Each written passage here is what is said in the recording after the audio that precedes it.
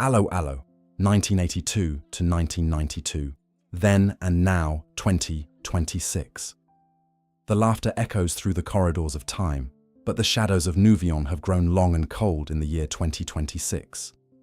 Behind the slapstick comedy of the French Resistance lay a relentless machine of British television that minted stars while binding them to a single, inescapable identity. How does a sitcom salary from the 80s stack up against the haunting silence of a career's twilight? As we peel back the grease paint, the numbers reveal a brutal hierarchy of fame that outlived the war itself.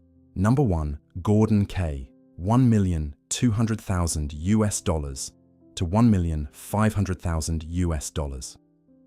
Then, at the age of 41, Gorden Kaye, a hard-working actor from a working-class Yorkshire background, stepped into the stained apron of René Artois.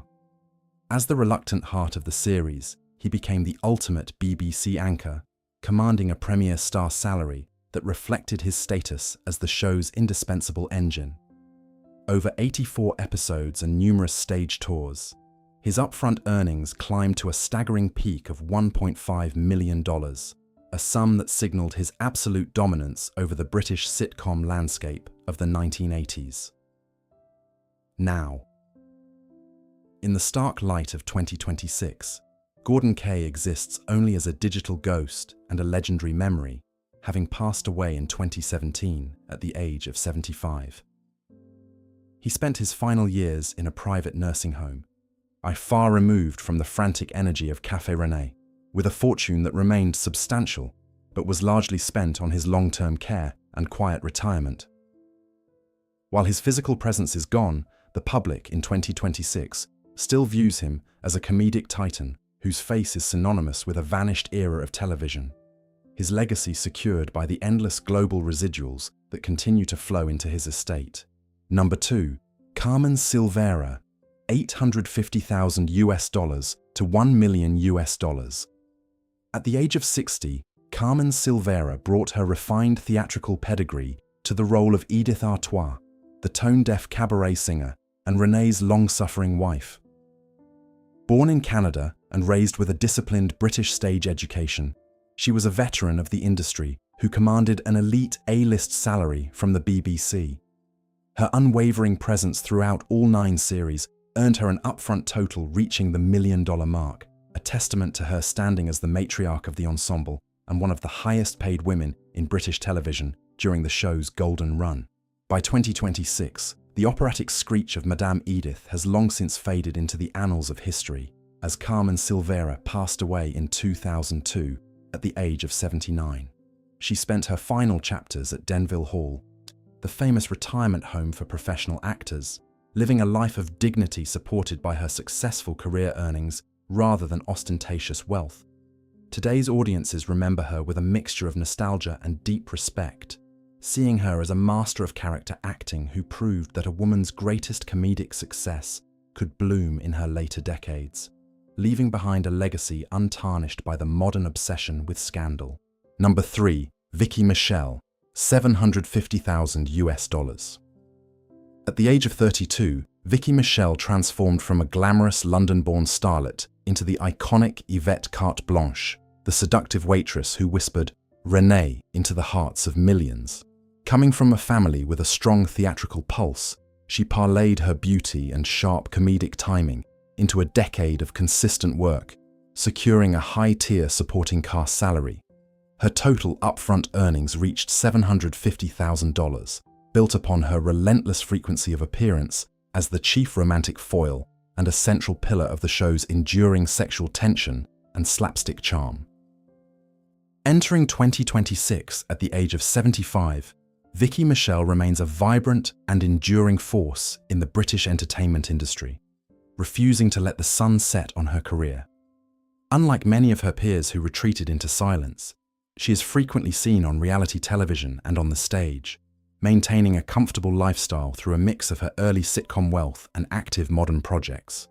The public in 2026 regards her as the ultimate survivor of the series, a woman who successfully bridged the gap between 80s stardom and the digital age, still radiating the same charisma that once lit up the small screen. Number 4, Richard Marner, $700,000. At the age of 61, Richard Marner brought a peculiar, towering authority to the role of Colonel Kurt von Strom, the bumbling yet greedy German commandant. Born in Petrograd into a family that fled the Russian Revolution, Marner's real-life history was as dramatic as his fictional one was comedic. As a vital pillar of the occupying forces in Nouvion, he commanded a steady, high-level salary across all 9 series. His total upfront earnings of $700,000 reflected his status as an essential veteran whose presence was required to balance the show's intricate web of military satire and farce. In the landscape of 2026, Richard Marner is remembered as a master of the lovable villain archetype, having passed away in 2004 at the age of 82. He concluded his journey not in a state of Hollywood-style excess, but with the quiet dignity of a respected character actor who had seen the world change many times over. Today, he is celebrated by historians of television for his multilingual talents and his ability to humanize a caricature, with his estate still benefiting from his decade of service to the BBC's most famous resistance comedy, though his physical presence has been absent for over 2 decades. Number 5. Kim Hartman, $650,000. At the age of 30, Kim Hartman stepped into the crisp, intimidating uniform of Private Helga Gerhardt, becoming an instant breakout star as the stern yet secretly passionate German assistant. With a background in classical theatre and a family history rooted in the arts, she navigated the series with a precision that made her indispensable to the plot. Her unwavering presence from the very first pilot to the final curtain call allowed her to accumulate a total upfront income of $650,000, out-earning many seasonal guest stars through sheer longevity and her iconic status as the show's most recognizable female military figure. In the year 2026, Kim Hartman, now 74, leads a life defined by grace and a quiet withdrawal from the frantic spotlight. While she occasionally engages with fans at nostalgic events, she has largely traded the high-energy world of television for a peaceful existence, supported by the financial foundation laid during her decade in Nouvion.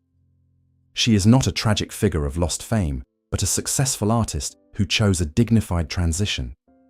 The public in 2026 still admires her for the discipline she brought to a comedic role, viewing her as a symbol of the show's professional peak and a survivor of the brutal typecasting that often claims sitcom stars.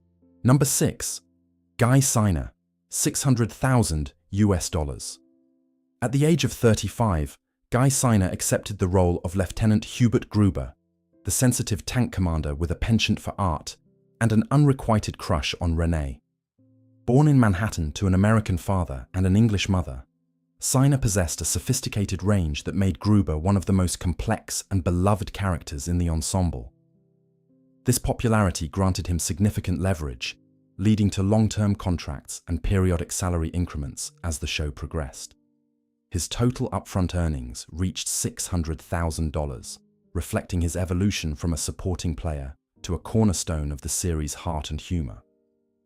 Entering 2026 at the age of 78, Guy Seiner remains an active and respected figure within the transatlantic acting community, dividing his time between the UK and the US. He has successfully avoided the financial pitfalls of many of his contemporaries, maintaining a steady career in voice acting and television guest spots that supplement his Allo Allo fortune. In the eyes of the 2026 public, Seiner is hailed as a trailblazer, whose nuanced performance brought warmth and humanity to a role that could have easily been a one-dimensional stereotype, cementing his status as a survivor who managed to reinvent himself long after the tanks of Nouvion stopped rolling. Number 7. Kirsten Cooke, $550,000. At the age of 30, Kirsten Cooke became the fierce face of the French resistance as Michelle of the Resistance du Bois, famous for her iconic catchphrase, "Listen very carefully, I shall say this only once." A London-born actress with a sharp instinct for deadpan delivery, she transitioned from a background in stage and light comedy into one of the most vital recurring roles of the decade. Her discipline and consistency across the vast majority of the series allowed her to command a total upfront income of $550,000, a substantial sum that reflected her importance in driving the show's intricate, farcical plots forward.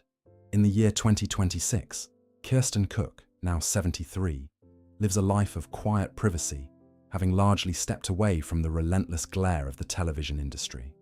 She has managed her earnings with a pragmatism that mirrors her on-screen persona, living comfortably without the need for the constant validation of modern celebrity culture. While she rarely makes public appearances, the public in 2026 holds her in high regard as a fundamental piece of the Allo Allo puzzle. She is remembered not as a victim of her success, but as a professional who delivered one of the most recognizable performances in British history, proving that even a single, well-executed role can echo through decades of cultural history. Whether they are now resting in the quiet earth or navigating the digital landscape of 2026, these 7 icons represent a golden age of comedy that may never be replicated. Their fortunes were built on laughter, but their true wealth lies in the immortal joy they gifted to a global audience across 4 decades. Though the curtains have fallen and the salaries are spent, the spirits of Nouvion remain forever young. If you want to uncover more hidden histories of the stars who defined your childhood, hit that subscribe button and turn on notifications. Don't let these legends fade into the shadows. Join our community today.